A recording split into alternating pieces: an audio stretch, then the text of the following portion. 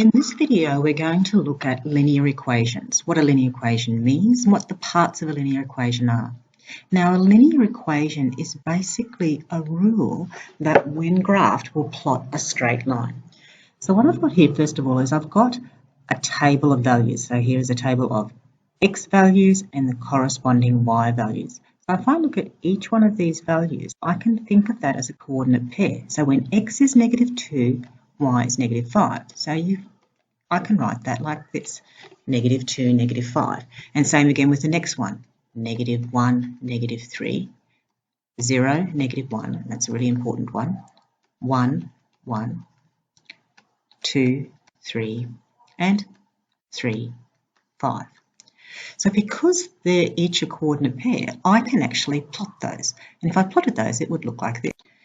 So you can see here, I've plotted each one of those coordinates. And if you actually have a look, you can see that the pattern of them is that they're forming a straight line. So I've just taken the labels away so it's easier to see that if I connected each of those lines up, it would actually form a straight line. So let's just put one on there. So I've added a straight line on there. And basically, that rule that will join all those points up together. So you can think of a straight line as just millions of little points all connected together. Okay, so I can create a rule that will describe every single point on that straight line. The first thing we're going to look about that rule is the gradient.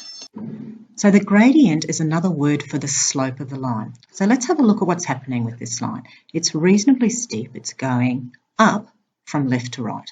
So in this case, my gradient is positive, okay, because it's going up from left to right. But what we can do is we can actually give that gradient a number. And that also depends on the relationship of what's happening between those points. So if I look at from here, this point here, which was 0, -1, and to this next point here, which is 1, 1. Can you see that between there, it's gone from up to, so it's gone from -1 up to 1, and it's gone across 1. So it's gone up to across 1. Let's have a look at our next point. I've got a point here that is 2, 3, and I've got another point up here that is 3, 5. Have a look at the scale, there's 5 and there's 3. So between those two coordinates, you can see that I've gone up. So the difference between my two y coordinates is 2, and I've gone across 1. And that pattern's going to exist between any of those points. I can even choose another set of points, and it's always going to be going up in that same pattern. So let's look at our table of values. From -5 to -3, it's gone up 2, and it's gone across 1. It's gone up 2 and across 1. So there's that constant pattern. And it's that pattern of that slope of the line that's called the gradient, and we can give that a number value. So our gradient, in our rule we'll often see it written as n, so I'm just going to write it as m. So our m equals, and you might hear this as the rise over the run. So the rise basically means how far up or down it goes, and the run is how far across it goes.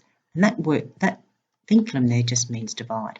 So if I'm looking at this one here, the rise is 2 and the run is 1. So 2 divided by 1 is 2. So this particular line has a gradient of 2. Now this is going to be true for any points on the line. I can pick any points and I'm still going to get the gradient to be the same. So let's say I pick this point here and this point here. From 1 up to 5, so my y value I'm looking at, it's gone up by 4. So from 1 to 5, it's gone up by 4. And from 1 to 3, it's gone across by 2. So I can still do the same thing. I can think of my m is my rise over my run, so how far up and down it's gone. So it's gone up 4 and it's gone across 2. So that's still going to give me a gradient of 2. So a gradient of 2 lets me know how steep the line is. The other important thing that we use in our linear equations as well as the gradient is called the y-intercept. So our y-intercept actually means, intercept is where it crosses over, so it means it's where it crosses over the y-axis. So if I'm looking at here, that's the point that it crosses the y-axis. At the coordinate, the x-coordinate is 0 and the y-coordinate is -1. And that's why I said that this is a really important one, 0, -1. So that gives me my y-intercept. So that will be my c value. And I'm going to call my c value is -1.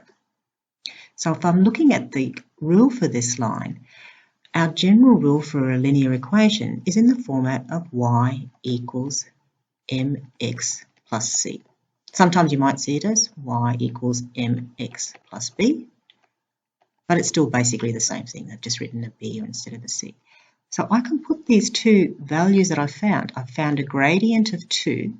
So I'm going to write it y equals 2 times x plus, and my c value is -1. So that is the rule that's going to describe every single point on that line. So let's have a look at this a bit further. Now, first thing I'm going to do here is I'm going to rewrite my plus -1 as take 1. So I've got y equals 2 times x. So remember there's that little multiplication sign there, 2 times x minus 1.